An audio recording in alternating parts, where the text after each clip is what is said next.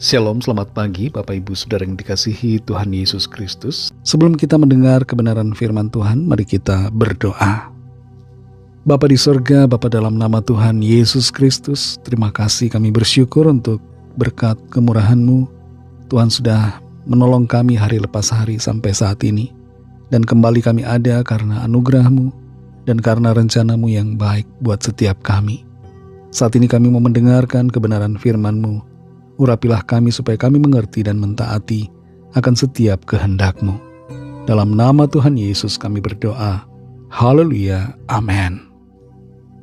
Saudara yang dikasih Tuhan, ayat firman Tuhan saat ini terdapat dalam kitab 1 Samuel pasal 11 ayat 12-13. Tertulis demikian. Lalu berkatalah bangsa itu kepada Samuel, "Siapakah yang telah berkata, masakan Saul menjadi raja atas kita? Serahkanlah orang-orang itu supaya kami membunuhnya."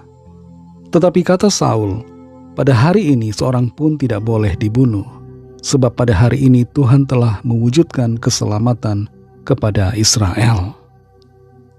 Saudara yang dikasihi Tuhan, seorang kepala desa yang terpilih dalam sebuah pemilihan, ketika menyampaikan pidato kemenangannya, mengatakan bahwa semua orang, semua warga desa itu, baik yang memilihnya maupun yang tidak memilihnya, dia anggap sama-sama telah mendukungnya, karena dialah yang terpilih. Kepala desa ini tidak mau konflik pada saat pemilihan berlanjut setelah ditetapkannya dirinya sebagai kepala desa yang sah. Dan dia tidak membenci kandidat kepala desa yang lain yang telah berkampanye hitam, black campaign. Juga dia tidak membenci warga-warga lain yang tidak mendukungnya.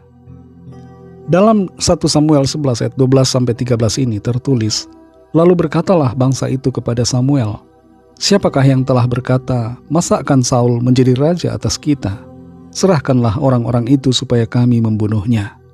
Tetapi kata Saul, "Pada hari ini seorang pun tidak boleh dibunuh, sebab pada hari ini Tuhan telah mewujudkan keselamatan kepada Israel."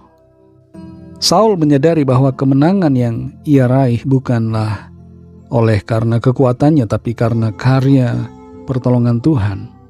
Dan dia tidak mau membalas dendam terhadap orang-orang yang selama ini tidak mendukungnya, yang selama ini anti terhadap dia, anti terhadap pemilihannya sebagai raja, yang kontra terhadapnya dan yang membencinya.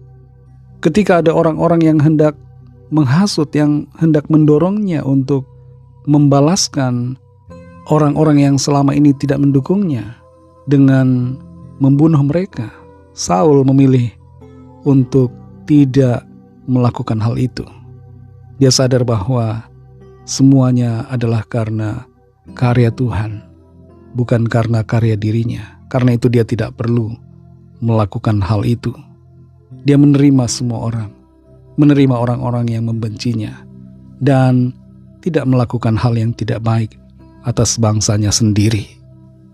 Dalam perjalanan hidup kita, saudara, akan ada saja orang-orang yang suka mengkritik, yang membenci, yang menggosipkan, yang mencoba merobohkan dan menghancurkan keberhasilan kita. Mereka adalah orang-orang yang tidak mendukung kita. Dan di saat kita meraih keberhasilan dalam usaha, dalam pekerjaan, dalam apapun, dalam pelayanan termasuk, jangan kita tergoda untuk membalas dendam kepada orang-orang yang membenci kita, yang tidak mendukung kita. Jangan miliki sikap yang demikian. Biarkan hati kita dipenuhi dengan kedamaian. Jangan merendahkan dan jangan juga membanggakan diri kita di atas orang-orang lain. Kalau kita berhasil, itu semua adalah karya Tuhan dalam hidup kita. Itu sebabnya jangan kita sombong dengan keberhasilan yang kita dapatkan. Kemenangan, keberhasilan adalah anugerah Tuhan. Dan jangan pakai itu untuk membalas dendam. Hal yang seringkali terjadi pada saat orang berkuasa adalah membalas dendam kepada orang-orang yang membenci dirinya. Sikap yang demikian adalah salah. Biarlah kita memiliki hati yang selalu dipenuhi dengan kasih dan pengampunan, berdamai dengan para pembenci kita.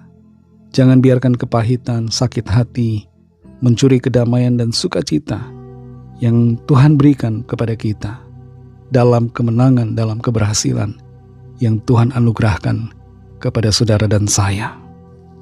Saudara yang dikasihi Tuhan, kalau ada di antara saudara yang saat ini dalam posisi berhasil, dalam posisi di puncak, jangan biarkan diri saudara terjebak dalam amarah dan keinginan membalas dendam ataupun merendahkan orang-orang yang selama ini tidak mendukung saudara. Mari miliki hati yang damai, mengampuni, dan tidak membalas. Karena semua yang kita alami, keberhasilan, kemenangan, kesuksesan yang kita miliki adalah disebabkan oleh karya Tuhan dan anugerah Tuhan buat kita. Mari kita berdoa. Terima kasih Tuhan Yesus, kami mengucap syukur untuk firman-Mu yang sudah kami dengar. Kami belajar dari Saul yang tidak membalas dendam terhadap orang-orang yang tidak mendukung dan tidak menyukainya untuk menjadi seorang raja atas Israel. Tolong kami supaya kami punya sikap yang benar juga dalam menghadapi orang-orang yang tidak menyukai diri kami, yang membenci, yang menggosipkan, bahkan yang ingin menghancurkan kami. Berikan kami hati yang penuh dengan kedamaian, hati yang penuh dengan kasih dan pengampunan. Terima kasih Tuhan untuk firman-Mu. Berkatilah kami di sepanjang hari ini dalam segala tugas aktivitas kami, dalam studi, dalam pekerjaan, usaha, pelayanan, dan dalam segala hal, agar apa yang kami kerjakan dan lakukan, Tuhan buat berhasil, dan nama Tuhan senantiasa dipermuliakan lewat kehidupan kami. Kembali saat ini kami berdoa bagi yang sakit dan yang sedang dalam pergumulan, masalah keuangan, masalah pekerjaan, masalah rumah tangga, dan berbagai masalah lainnya. Lawat setiap kami Tuhan, nyatakan kuasa pertolongan-Mu yang ajaib bagi setiap kami. Kami percaya ada kesembuhan, ada pemulihan, ada kelepasan, ada mujizat Tuhan yang Tuhan nyatakan. Kami serahkan semua ke dalam tangan kasih-Mu. Dalam nama Tuhan Yesus Kristus, Tuhan dan Juru Selamat kami sudah berdoa dan mengucap syukur. Haleluya. Amin.